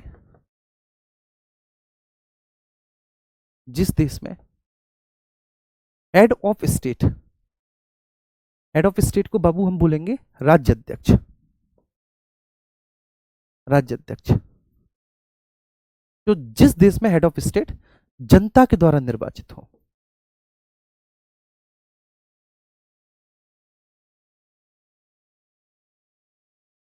जनता के द्वारा निर्वाचित हो, ठीक है ना, चाहे वो प्रत्यक्ष रूप से हो बच्चे या अप्रत्यक्ष रूप से हो। अब भारत में राष्ट्रपति का चुनाव जनता के द्वारा कैसे होता है बच्चे?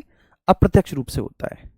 पहले जनता अपने प्रतिनिधियों को चुनती है, लोकसभा के सदस्यों को, राज्यसभा के सदस्यों को, राज्य विधानसभा के सदस्यों को जनता, ठीक है, और फिर जो वो प्रतिनिधि होते हैं वे राष्ट्रपति का चुनाव करते हैं। तो भारत में राष्ट्रपति डायरेक्टली नहीं चुना गया, संसदीय प्रणाली वाले देश भारत में ऐसे ही होता है, हेड ऑफ स्टेट इनडायरेक्टली, लेकिन अमेरिका में डायरेक्टली है बेटा, ठीक है, वहां पर अध्यक्षीय शासन प्रणाली है। तो उसको हम पढ़ेंगे कि अध्यक्षीय शासन प्रणाली क्या होती है, संसदीय शासन प्रणाली, इस पर भी प्रश्न यूपीएसआई में पूछा है, उसको भी हम देखेंगे। देखिए, सब पढ़ाते हैं संविधान सभा, ठीक है, सबको पता है कि संविधान सभा क्या है, जो संवैधानिक एक्ट है 1773, 1781, 1786, ठीक है, ये सब जानते हैं। कुछ आप ऐसा पढ़ो ना जो आपको औरों से अलग बनाए, ठीक है, वहां से जहां से सभी प्रश्न करेंगे वहां से आप भी करोगे, लेकिन जहां से सब लोग प्रश्न नहीं कर पाए वहां से आप प्रश्न करो, यही तो आपको कंपटीशन में आगे लेकर जाएगा ना। क्लियर हुआ ना मेरे प्यारे बच्चे? जी,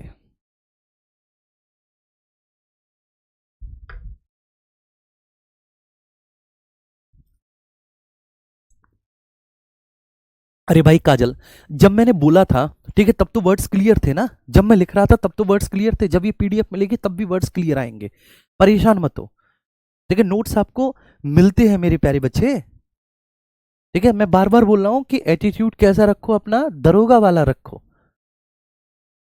ठीक है, ग्रुप डी वाला एटीट्यूड मत रखो, ठीक है, कि सर वर्ड्स दिखाई नहीं दे रहे, ये नहीं दे रहे, वो नहीं दे रहे, ठीक है, सब दिखाई दे जाएगा, इतनी भी बुरी राइटिंग नहीं है मेरी। लेकिन यहां पर जरूरी क्या है, यहां पर जरूरी है कि देखो एक ही पेज में ये सारी चीजें बन जाए आपको, ठीक है, एक पेज में पूरा फिगर मिल जाए, ठीक है ना मुन्ना जी। मैंने लिखा है लास्ट में कि जिस देश में हेड ऑफ स्टेट, राज्य अध्यक्ष, हमारे यहां पर राज्य अध्यक्ष कौन है? हमारे राष्ट्रपति। तो जिस भी देश में राज्य अध्यक्ष जनता के द्वारा निर्वाचित होते हैं, चाहे वे जनता के द्वारा प्रत्यक्ष रूप से निर्वाचित हो या प्रत्यक्ष रूप से, लेकिन वे जनता के द्वारा निर्वाचित हो, हेड ऑफ स्टेट, तो उस देश में क्या होगा? उस देश में रिपब्लिक होगा, उस देश में गणतंत्र होगा।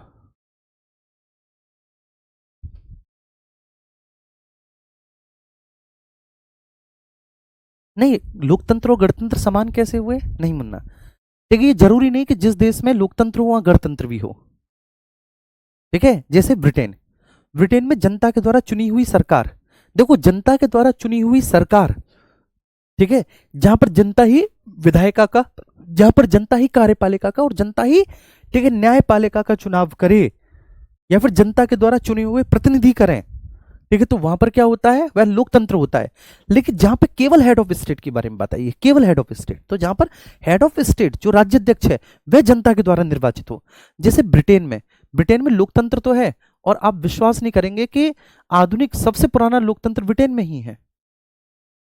ठीक है, तो ब्रिटेन में लोकतंत्र तो है, लेकिन वहां पर अभी तक क्या नहीं है, रिपब्लिक नहीं है, वो रिपब्लिकन नहीं हो पाया, क्योंकि वहां पर हेड ऑफ स्टेट कौन होता है, जो क्राउन होता है, जो राजा या रानी, ठीक है, वो आज भी वहां पर, वहां का हेड ऑफ स्टेट है, वो आज भी वहां पर बेटा वहां का राज्याध्यक्ष है, जो राजा या रानी है।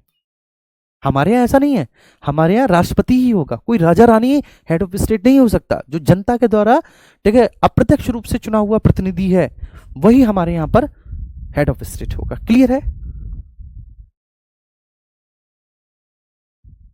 जी?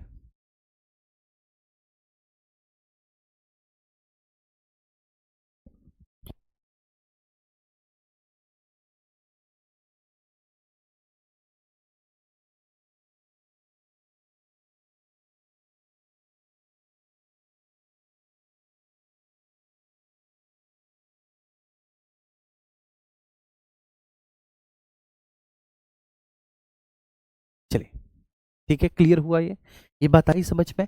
अब हम थोड़ा सा आगे बढ़ते हैं, बस एक कॉन्सेप्ट और हम समझ लेते हैं, और वह कॉन्सेप्ट क्या है, ठीक है, और वह कॉन्सेप्ट है सरकार के स्तर,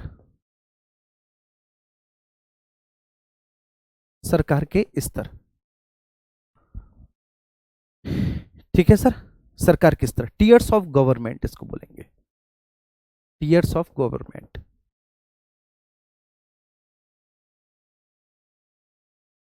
सरकार के स्तर। तो अब आप इसे समझिए कि सरकार के स्तर का मतलब क्या होता है। जैसे हमने बात की बच्चे विधायिका,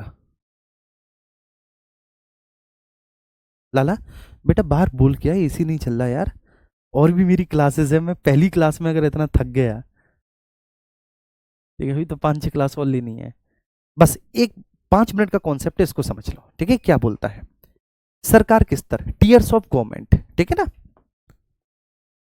टीयर्स ऑफ गवर्नमेंट, सरकार के स्तर। तो देखिए सरकार के स्तर क्या बोलता है, जैसे विधायक आप देखें, तो विधायिका मतलब कानूनों का निर्माण करने वाली संस्था, और आप यहां पर देखें कार्यपालिका, मतलब कानूनों को लागू करवाने वाली संस्था, कानूनों के आधार पर शासन करने वाली संस्था। ये हो गया एग्जीक्यूटिव, एग्जीक्यूटिव, और ये हो गया सर आपका जुडिशरी, जुडिशरी, ओ सॉरी, लेजिस्लेचर,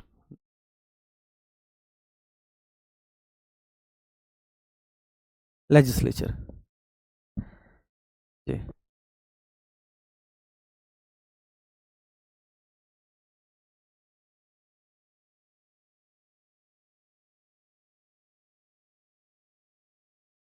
हाँ, बस 5 मिनट का कॉन्सेप्ट और है। तो एक होता है सर टर्म जिसको हम लोग बोलते हैं विधायिका लेजिस्लेचर, दूसरा होता है कार्यपालिका जिसको हम बोलते हैं सर क्या, एग्जीक्यूटिव। अब यहां पर आपको ये समझना है बहुत अच्छे से, कर दो बंद कर दो, देखिए यहां पर बेटा आपको ये समझना है अच्छे से कि सरकार के स्तर क्या है। देखो इसको समझो, विधायिका के स्तर पर ये बात ध्यान रखना कि जब हम लेजिस्लेचर की बात करते हैं तो ये कानूनों का निर्माण करने वाली संस्था है, ये कानूनों को लागू करवाने वाली संस्था है। मैं लिख देता हूं, ये हो गया कानूनों का निर्माण करने वाली संस्था,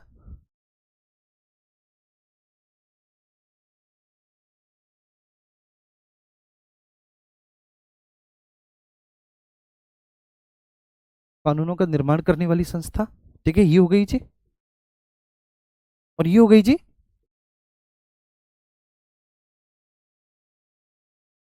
कानूनों को लागू करने वाली संस्था,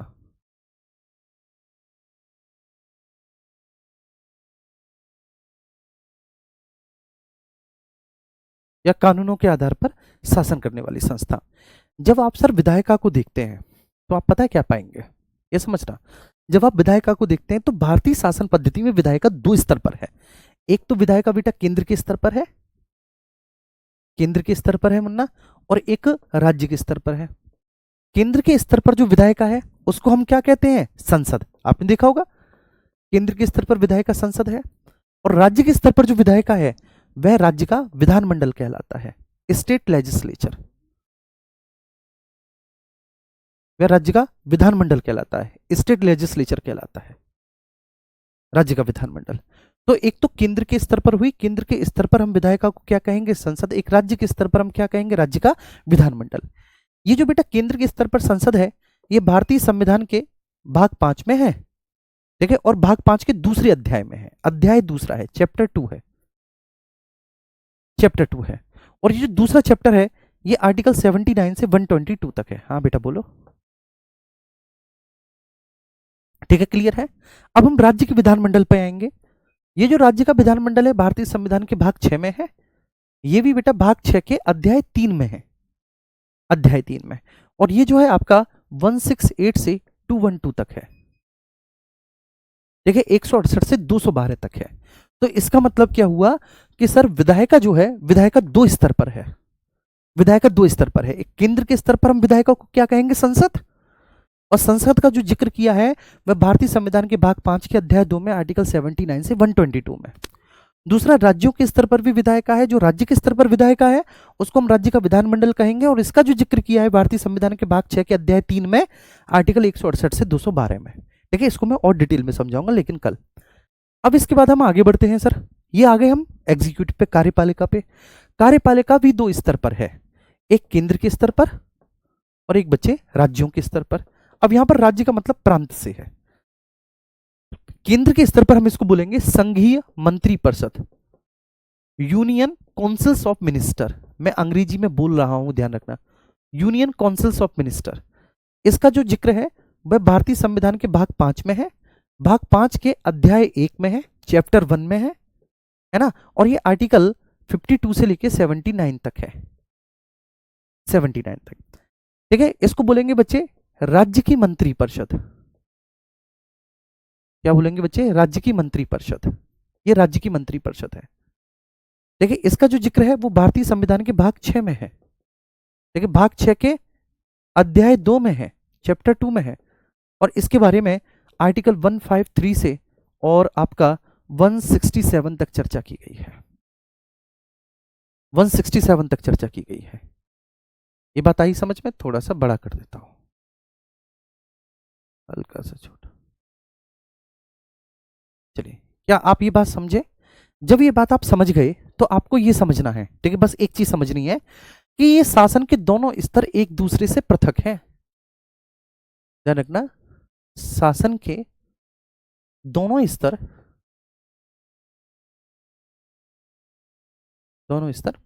एक दूसरे से पृथक हैं,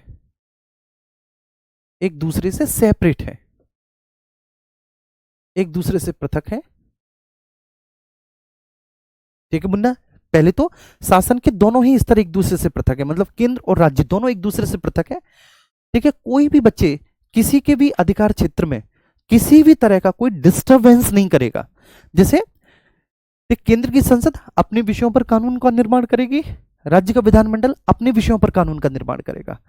भाई एक दूसरे के अधिकार क्षेत्र में किसी भी तरह का कोई अतिक्रमण नहीं करेगा। ऐसा नहीं कि संसद राज्य सूची के विषयों पर कानून बनाने लग जाए, राज्य का विधानमंडल संघ सूची के विषयों पर कानून बनाने लग जाए, नहीं, ठीक है, ऐसा नहीं हो सकता। तो मैंने बोला शासन के ये दोनों स्तर एक दूसरे से सेपरेटेड है, शासन के दोनों स्तर एक दूसरे से पृथक पृथक है। क्या ये मेरी बात समझ में आई सभी को? ठीक है। और यहां पर सेपरेशन ऑफ पावर, शक्ति का पृथक्करण का सिद्धांत है, शक्ति का पृथक्करण का सिद्धांत है।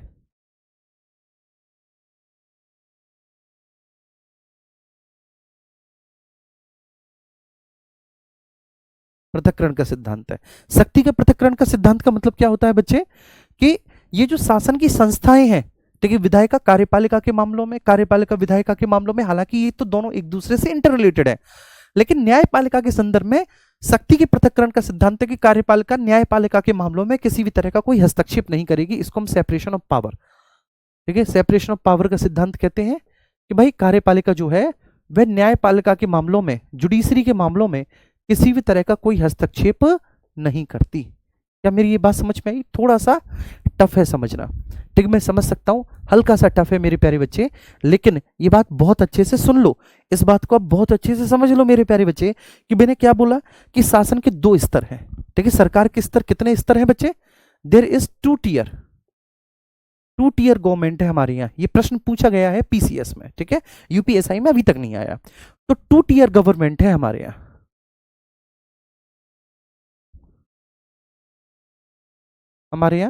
टू टीयर गवर्नमेंट है।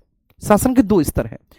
विधायिका मतलब लेजिस्लेचर भी दो स्तर पर है, एक केंद्र के स्तर पर, एक प्रांतों के स्तर पर। केंद्र के स्तर पर लेजिस्लेचर को हम संसद कहेंगे, मतलब वो संस्था जो केंद्र के स्तर पर संघ सूची के विषयों पर कानून बनाती है वह संसद है। संसद का जिक्र किसमें है? भारतीय संविधान के भाग 5 के अध्याय 2 के आर्टिकल 79 से 122 में। राज्यों के स्तर पर वो संस्था जो राज्य सूची के विषयों पर कानून बनाती है। ये राज्य सूची संघ सूची क्या होती है आगे बताऊंगा, देखिए इतना आपको पता भी होगा। लेकिन राज्य के स्तर पर वह संस्था जो राज्य सूची के विषयों पर कानून बनाती है उसको राज्य का विधानमंडल, ये भारतीय संविधान के भाग 6 में अध्याय 3 के आर्टिकल 168 से 212 में। क्लियर है? ये समझ में आ गया? अब कार्यपालिका हो गया, कानूनों को लागू करवाने वाली संस्था है। ये भी दो स्तर पर है कार्यपालिका मेरे प्यारे बच्चे। दो स्तर कौन कौन से हैं? केंद्र के स्तर पर है, केंद्र के स्तर पर हम इसे संघीय मंत्रिपरिषद बोलते हैं। केंद्र के स्तर पर वो संस्था जो कानूनों को लागू करवाएगी, कानूनों के आधार पर शासन करेगी, उसको संघीय मंत्रिपरिषद बोलेंगे। वो भारतीय संविधान के भाग 5 के अध्याय 1 के आर्टिकल 52 से 79 में है, 79 में है, ठीक है, क्लियर है?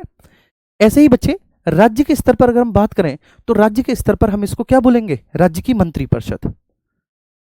जो संस्था कानूनों के आधार पर शासन करेगी या कानूनों को लागू करवाएगी, तो राज्य के स्तर पर राज्य की मंत्रिपरिषद ही भारतीय संविधान के भाग 6 के अध्याय 2 के आर्टिकल 153 से 167 में। अब मैंने लिखा शासन के ये दोनों स्तर एक दूसरे से पृथक है, मतलब दोनों स्तर का मतलब है केंद्र राज्य के मामलों में, राज्य केंद्र के मामलों में। यहां पर भी बच्चे केंद्र राज्य के मामलों में, राज्य केंद्र के मामलों में। तो विधायिका के स्तर पर भी केंद्र राज्य और राज्य केंद्र के मामले में, कार्यपालिका के स्तर पर भी केंद्र राज्य और राज्य केंद्र के मामले में किसी भी तरह का कोई हस्तक्षेप नहीं करेगा। यहां पर शक्ति पृथक्करण का सिद्धांत भी लागू होता है, मतलब कार्यपालिका न्यायपालिका के मामले में कोई हस्तक्षेप नहीं करेगी। इसको शासन के हम दो स्तर बोलते हैं। ये आई बात समझ में कि शासन के दो स्तर क्या है?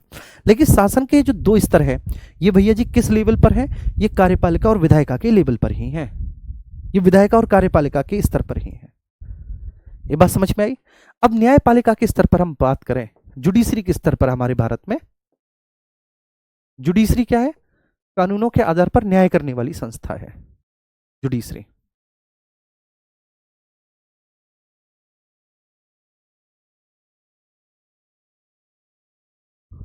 आधार पर न्याय करने वाली संस्था है बच्चे जुडिशरी।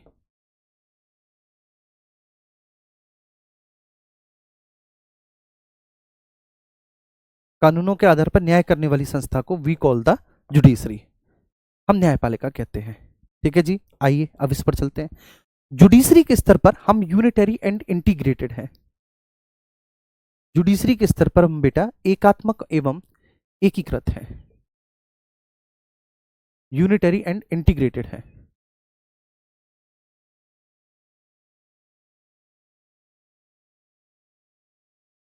इंटीग्रेटेड है, ठीक है ना? किसके स्तर पर? जुडिशरी के स्तर पर। जैसे जुडिशरी में सबसे ऊपर है बच्चे सुप्रीम कोर्ट, सुप्रीम कोर्ट, उसके नीचे है बच्चे विभिन्न राज्यों के हाई कोर्ट, और फिर हाई कोर्ट के नीचे है विभिन्न विभिन्न जिलों में कुछ सबऑर्डिनेट कोर्ट, अधीनस्थ न्यायालय, कुछ सबऑर्डिनेट कोर्ट न्यायालय। ठीक है, अब देखिए हमारे संविधान निर्माताओं ने क्या किया बच्चे कि एक कंफ्यूजन पैदा कर दिया, और ये कंफ्यूजन केवल संविधान निर्माताओं ने जो पैदा किया ये स्टूडेंट तक ही सीमित नहीं है, ये एक्चुअली टीचर्स तक भी कंफ्यूजन है इसमें जी। जी, अबे बताओ बेटा क्या दिक्कत है? बताओ अबे बच्चे क्या इशू है? ज़्यादा डिटेल में चले गए, ऐसा है क्या? हाँ टाइम हो गया, मुझे पता है अगली क्लास आपकी 12 बजे से है, लेकिन एक बात बताओ, मैं अगर वही पढ़ाता रहूं जो तुम अभी तक पढ़ते हुए आए तो फिर मैं अच्छा टीचर कैसे कहलाऊंगा? आप ही बताइए।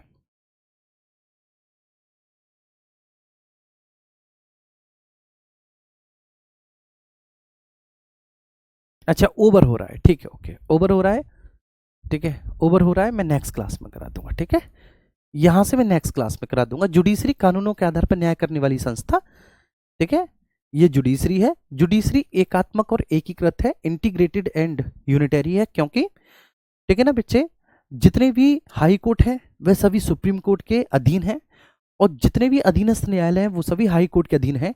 यहाँ पर निचली संस्था ऊपर वाली संस्था से अलग नहीं है। यहाँ पर हाई कोर्ट सुप्रीम कोर्ट के निर्देशन में कार्य करेंगे, और यहाँ पर अधीनस्थ न्यायालय, जितने भी अधीनस्थ न्यायालय हैं वह सभी हाई कोर्ट के निर्देशन में कार्य करेंगे। तो आप लिख सकते हैं कि यहाँ पर जो निचली संस्था है, यहाँ पर जो निचली संस्था है वह ऊपर की संस्था के नियंत्रण और निर्देशन में कार्य करती है। निचली संस्था ऊपर की संस्था के नियंत्रण और निर्देशन में कार्य करती है।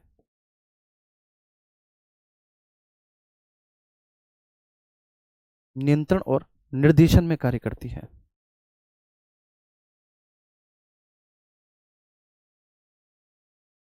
ठीक है जी, क्लियर हुआ। तो हर एक निचली संस्था बच्चे क्या कर रही है, ऊपर की संस्था के नियंत्रण निर्देशन में। तो यहां पर ये ऐसे पृथक या स्वतंत्र नहीं है जैसे कि संसद और राज्य का विधानमंडल दोनों आपस में एक दूसरे से सेपरेटेड थे, ऐसे यहां पर ये सेपरेटेड नहीं है। यहां पर निचले वाला ऊपर वाले के इच्छा पर ही कार्य करेगा, उसके नियंत्रण में कार्य करेगा जी। ठीक है, ओके।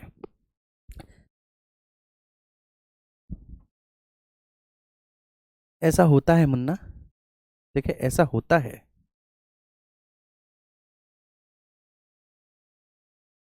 ऐसा होता है।